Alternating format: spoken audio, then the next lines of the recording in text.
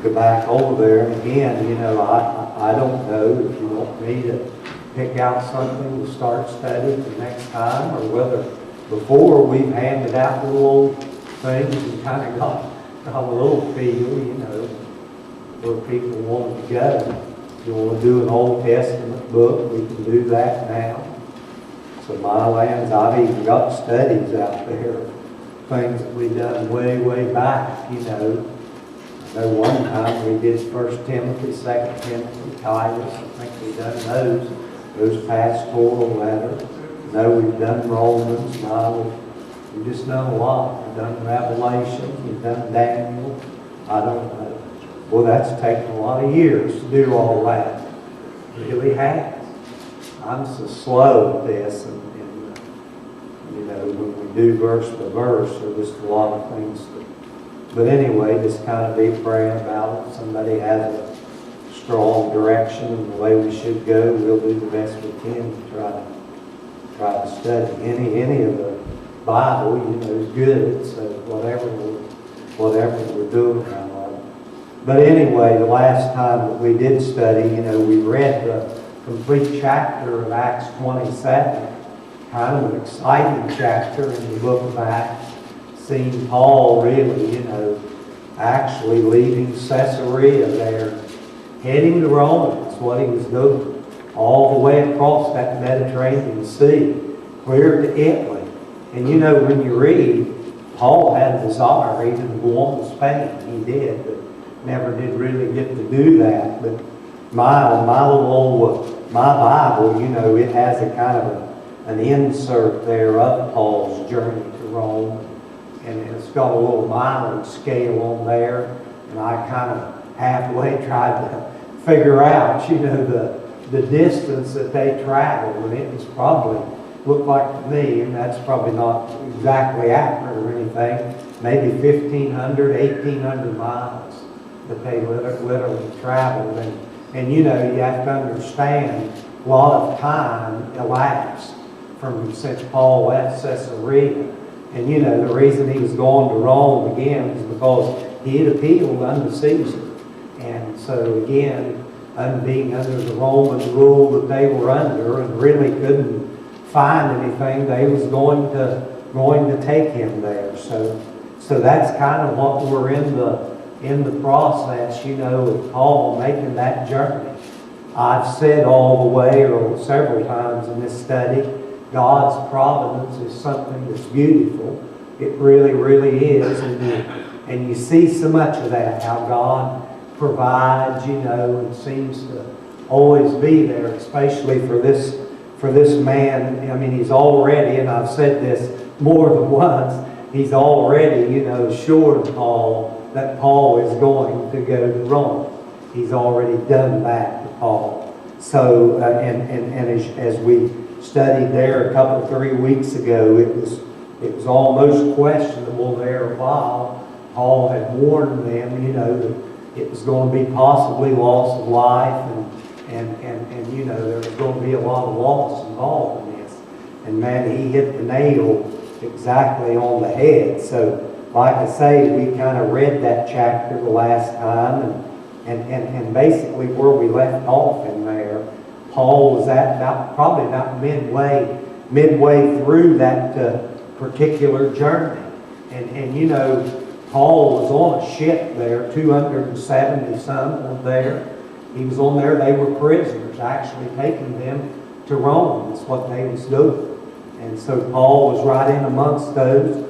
And I said you could almost probably with a certainty say that Luke was with Paul on that voyage too, because Luke is the writer of this book, and he addresses, starting out there in the sense of saying when, we should set sail into Italy. They delivered Paul and certain other prisoners there. They done that. Like I say, we read clear down through there, and basically when we left off, we was at a place really called Fair Havens, and I suppose it would have been nice if I'd had a big overhead here with a map on it and everything, that you could have maybe looked at some of these places, but probably most of you have a study Bible. If you do, a lot of them, has marked out Paul's first, second, third, fourth missionary journey. And so again, you might look at that, where that particular place is at on your map. It's somewhere down underneath of there, that Fair Havens. If you was looking on your Bible map up around where Ephesus and in that area there is where you find. But that's where Paul ends up at, and I've got a good many little excerpts from my King James Bible commentary that might share, that talks a little bit about this port called Fair Havens, which was and still is. It's about halfway along the coast, beyond which the land slopes downward, exposing ships to the open wind. It talks about in that area. By the early fall, the winter winds would become very fierce, and by mid-November, after sailing was an impossibility in the Mediterranean seas in those ancient times, because again, the ships were not large enough, and you have to remember they didn't have diesel-powered motors. They were just simply sails is what they were. Maybe some big old oar-type things on them, but that's the kind of a vessel that they was on. It certainly wasn't a Carnival, what's them things called, cruise liners or anything like that. Probably a good thing it wasn't. It might have broke down out there in the middle of the sea. He said there were two or three of them things.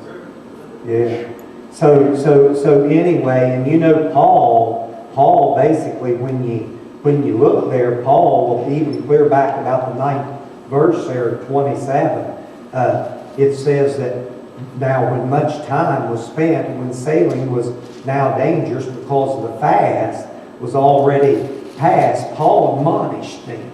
And that's where he kind of gives them this first admonishment. I think I said as we were studying that, it's so good if you got God's man on board with you. It really is. In your family, and I'm speaking generically here, it can be God's woman or God's man. But if you've got that in your household or wherever in your workplace or wherever at, it's a good thing to have. It really, really is. So Paul had sort of admonished them, and the fast to which Luke was referring of there was the Day of Atonement. And that generally, it fell in about the end of September. So again, they kind of went against Paul's words there. And through the influence, so to speak, of the master, the owner of the ship, they attempted to go ahead and sail. They done that. So they sailed on, leaving this Fair Havens. They were able to follow close along the shores of the island because of this south wind, how it blew there softly. Thinking that they had made the right decision, they got away from the safeties of the port, and suddenly they was caught in this big old northeaster, Eurocadon, this awful old storm come up out there. And that's kind of where we sort of left off when we studied this thing 3 weeks ago. They suddenly come on this storm. So Luke now, starting there about verse 15 and right on down through there, Luke starts kind of painting this picture of what all took place. And boy, let me tell you, as I've read and studied this thing over the years and looked at it, I always like to study the scriptures and seeing God's hands even in it. And I think you can definitely even see it here, that God's protecting hands was involved in all of this, or God's providence in there. So Luke, he kind of vividly recounts the story of this voyage, which drove them 23 miles across the turbulent shores to the offshore island of Claudia. During this time, the passengers, they had to aid the crew and struggled desperately even to haul aboard, the ship's boat, which was towing and waterlogged behind. And fearing these quicksands, which were kind of like the graveyards of many ships, during there in that particular part there. They struck sail, probably meaning that they set storm sails down and they were driven by the wind. When the storm did not abate the next day, they started lightening the ship. That's what they started doing, throwing stuff overboard. I tell you, it'd be well, Sam said he was out on the old ocean, wasn't you, there when you was coming back from Korea? You know, probably several days. That's the way they used to take soldiers over there. What year was that, Sam? 60. In 1960. And boy, I tell you, I've always kind of wanted to go out on the ocean and fish. And all I'd have to say is to my brother, and he'd pay for me to go out, you know, down there. But I'm a little bit afraid I'll get seasick out there, because my brother went on one of those one time.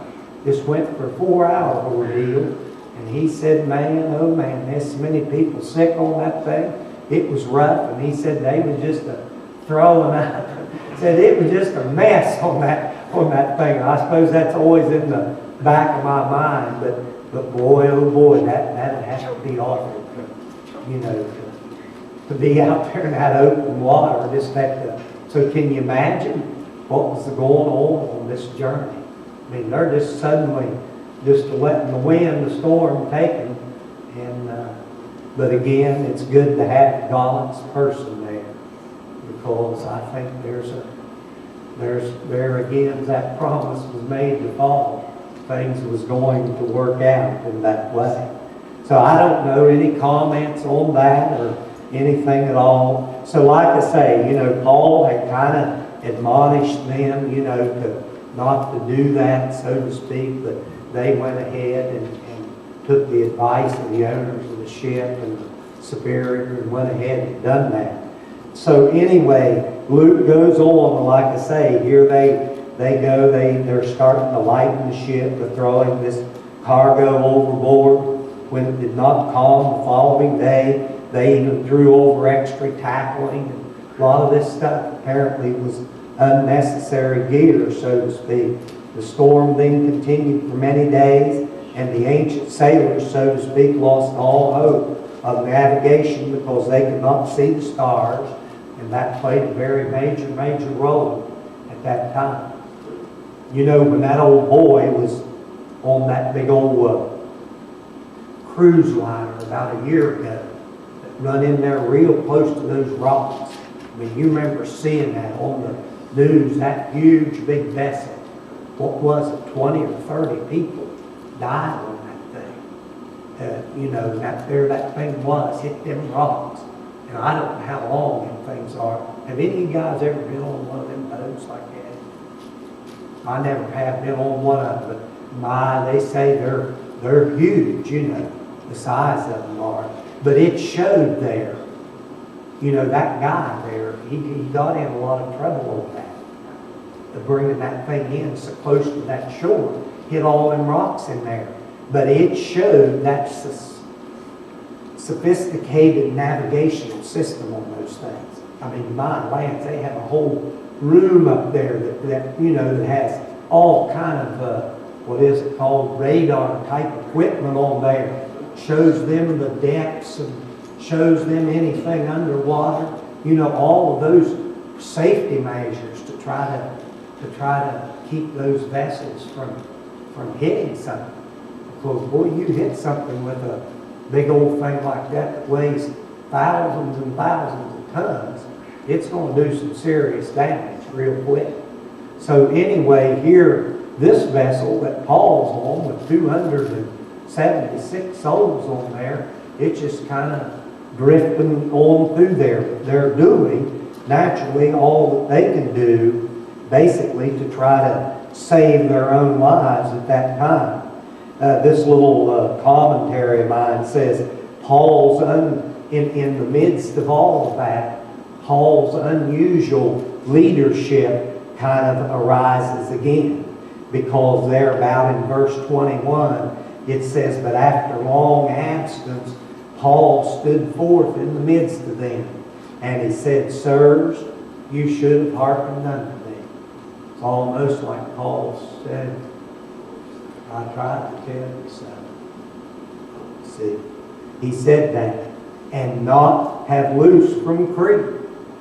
Because again, it was winter time and it was a Noah time that they ought to have been out on that big old, well, Fred here, when we studied 2 or 3 weeks ago, he come up here and he's been all the way basically through that journey, he told me, on that Mediterranean Sea. That thing's apparently just like the ocean out there, basically. It's huge, vast body of water. So anyway, Paul, that's what he says, and to have gained with this, he said, you should not have loosed from Crete, and to have gained this harm and loss. But now, Paul says this, and surely this had to be some comforting words. Paul said, now I exhort you to be of good cheer. It's these funerals that you do, they're kind of hard to do. But it's good. It's good. It's good when you can do a funeral and you can stand there and just try to encourage the family. No, beyond the shadow of that. Just like Sylvia. We had seen her faith. Her faith was so visible. She had that spiritual side. Just makes it so much easier. So much easier. Where you can go there and give the family some comfort in that way. And just share a few scriptures and try to give them comfort. But you know something? It's hard when you do funerals. And that one that's deceased has no spiritual side at all about them. Now you can't be judgmental to the point. You hope and pray maybe there was a deathbed conversion. But again, it makes it so much. Oh, it's so important to live your life for the Lord. It's so important to do it that your wife will see it, your husband will see it, your co-workers will see it. This faith thing, it's not a private thing. It's really, I guess there is a private element to it. But we can't privatize our faith to the point, and I think the government really wanting us to do that, aren't they, Carl? They're wanting to shut us up just totally as much as they can. But we can't really do that.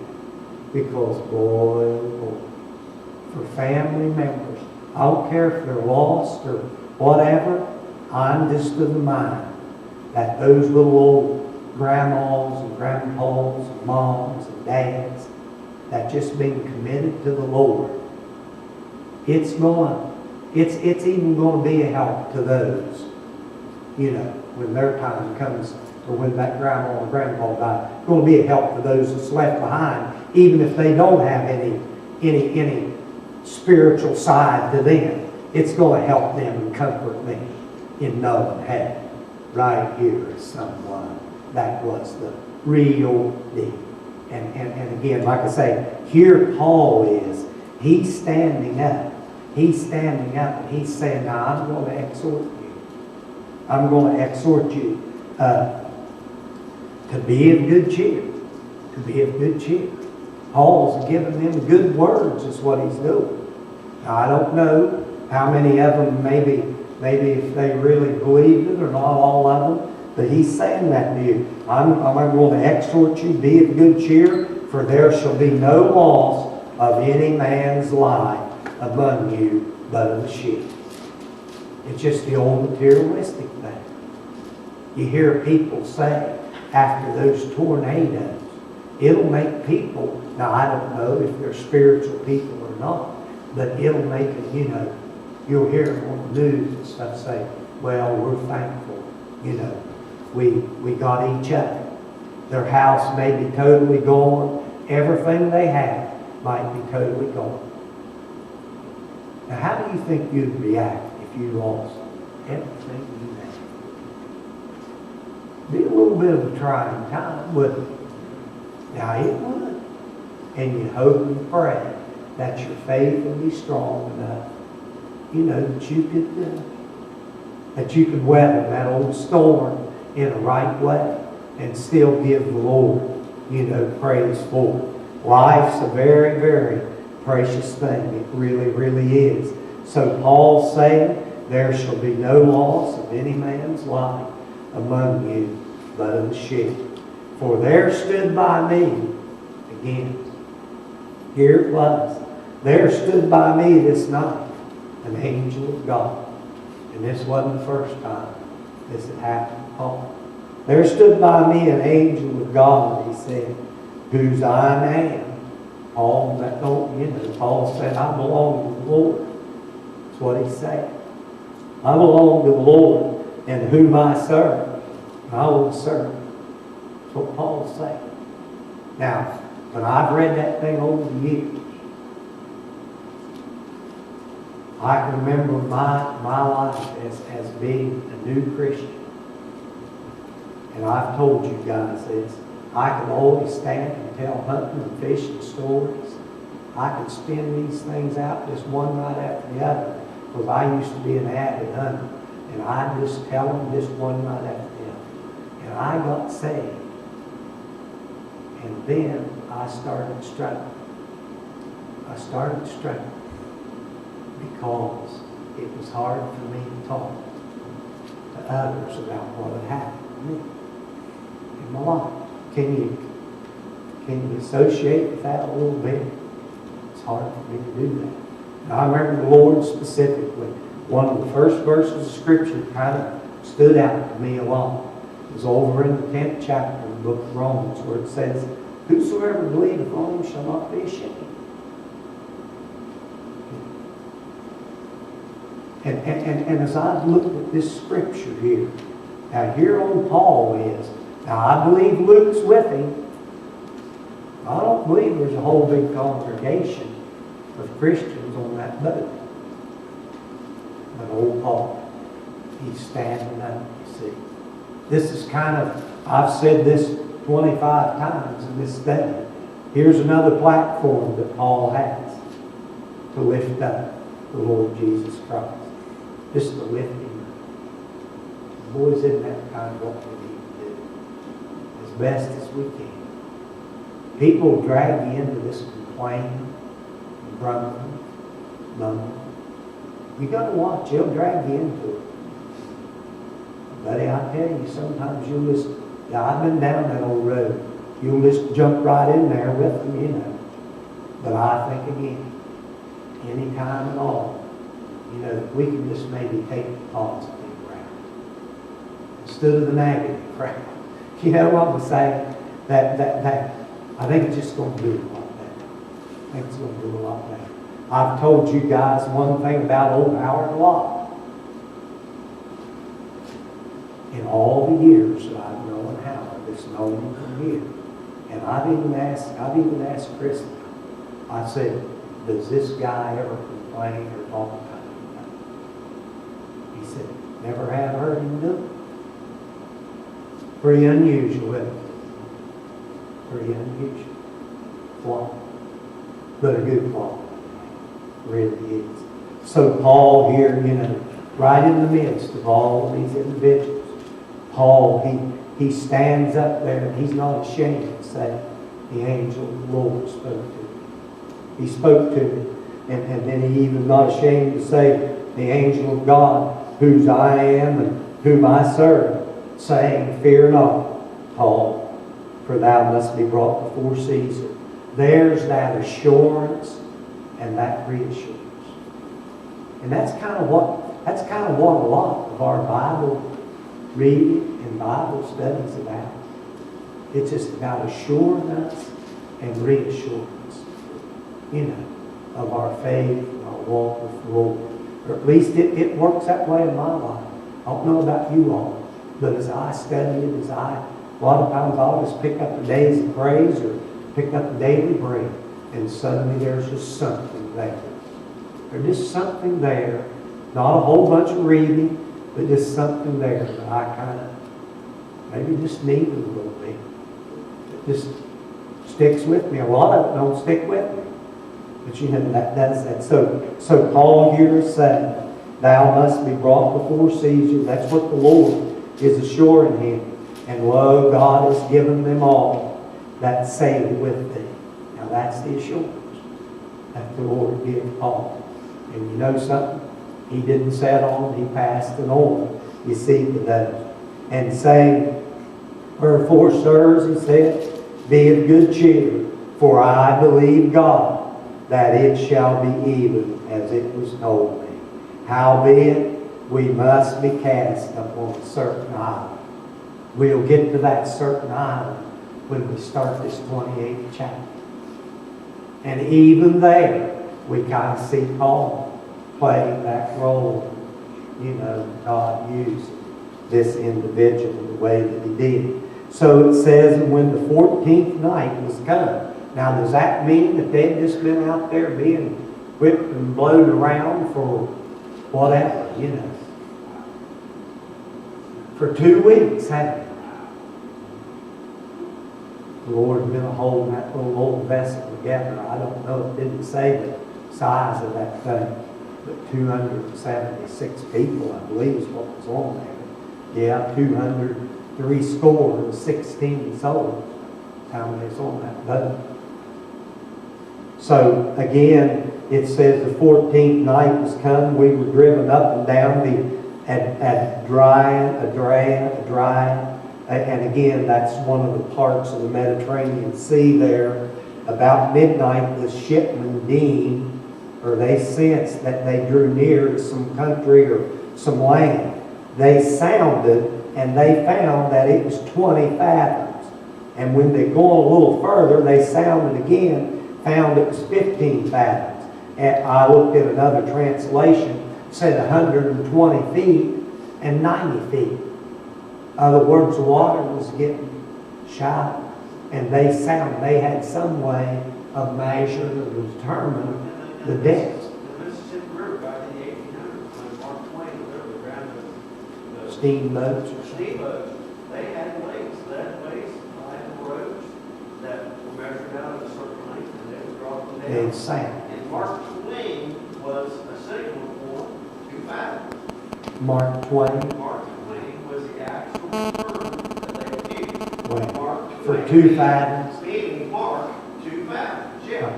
Mark So a fathom, does your Bible say what it is, a fathom? I just read that in a Living Bible or something. Is that what it is, a fathom? I think 6 feet. one used to be, what was that, 18 inches? It was a That's cubic. cubit. That's cubic. That's Yeah. your middle finger, you're about the approximate. But anyway, they're getting in shallow water all the time. Is what's going on here in doing this. And it says, then fearing they should have fallen up on rocks, they cast 4 anchors out of the stern, and then they wished for the day. I've been out on the High River a time or two. I've had to go over, when I worked at DuPont, I had to go over on the Blennerhassett Island. I had a big old boat that I used for sampling down there. It was a Boston Whaler, 22 feet long. We had an automatic hose hoist and raise that thing up out of the water and let it down in. But 2 or 3 different occasions, I had to go over on the Blennerhassett Island. And I was amazed. I mean, I'm no sailor or nothing. I've been around. I mean, I'd run that boat up and down on the High River, so same. But boy, I tell you, it's kind of eerie out there at night. You know, even in a river. I mean, the High River's not that big, but we had to, when you'd start out down there at the inlet, that when all the water comes into the DuPont out on the High River, there at the river intake, that's where that boat we always kept it there. You had to kind of shoot and go to the high side, because we had a dock board over on the high side. You had to go up there. But I remember getting out there and kind of foggy like, and boy, it was hard, you know, to determine where the end of that island was. And it gets real shallow right there at the end of that Blennerhassett Island. But I can just imagine, you know, out there in the night drifting around. That way, no wonder they was wishing for days so they could get a little bit of a bearing of where they was at. So Paul said to the centurion and the soldiers, except these abide in the ship, you cannot be saved. Now watch this. Then the soldiers, they cut off the ropes of the boat and let her fall off.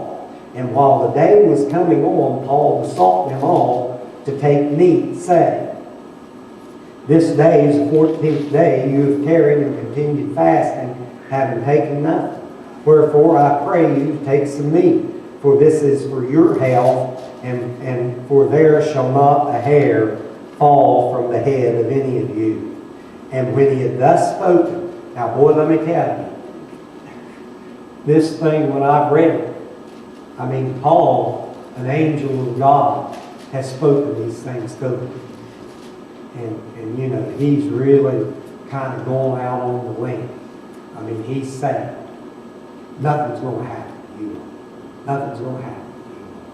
So he says, wherefore I pray to take this meat through your health, for there shall not a hair fall from the head of any of you. And when he had thus spoken, he took bread, and he gave thanks to God in the presence of them all.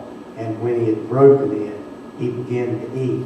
And they were all good cheer, and also they took some meat. So, you know, something I read there, where I even thought about it too, that, you know, Paul here, again, taking this bread out there.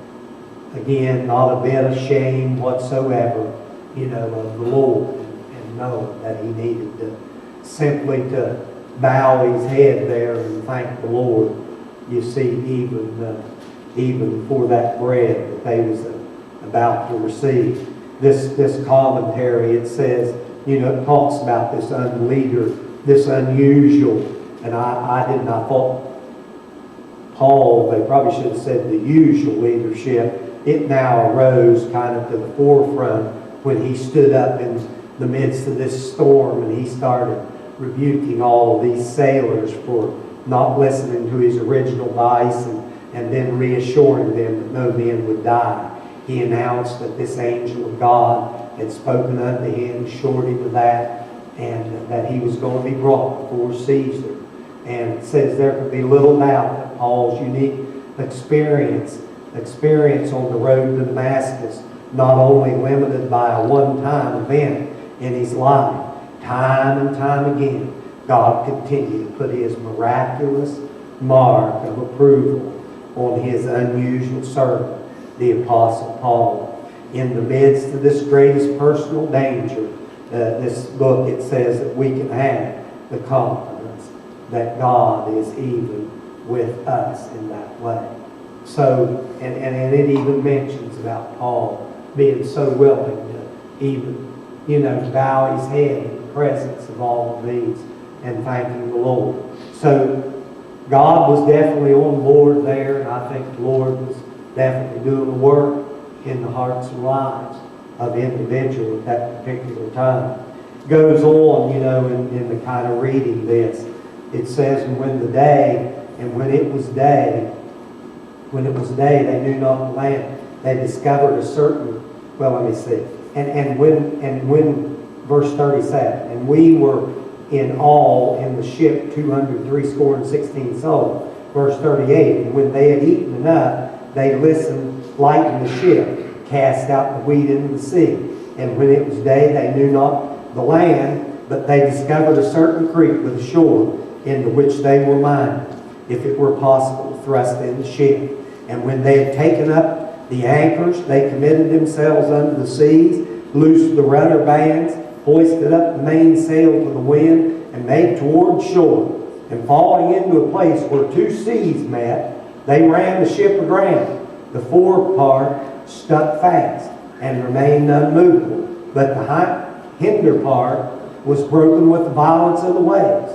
Now, here verse 42 is kind of interesting, because the soldiers' counsel was to kill the prisoners at that time, these Roman soldiers.